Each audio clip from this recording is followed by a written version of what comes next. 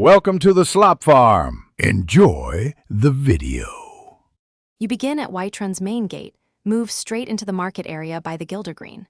Once inside, keep to the right side of the market and scan for narrow alleys that lead toward the palace. Make sure you have basic gear, lockpicks, light armor, and a follower if you want a diversion. The why is simple. The hidden chest route requires quick navigation through side streets to avoid guards and reach the cellar entrance. Start moving now and stay to the market's right edge. Once at the alley, you'll find stacked crates forming a climb path. Use them to reach a low balcony that hides a cellar hatch.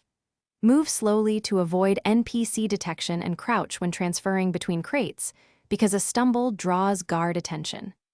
Make sure to pick the hatch lock. If your lockpick skill is low, use a paralysis spell or a distraction like a summoned creature. The why. This route bypasses public areas and places you directly into the cellar. You're in the cellar, move down the left corridor and look for a recessed wall with a slightly loose stone. This is your indicator. Once found, pry the stone or trigger the hidden lever to reveal the chest. Loot efficiently because alarms can still trigger if you linger.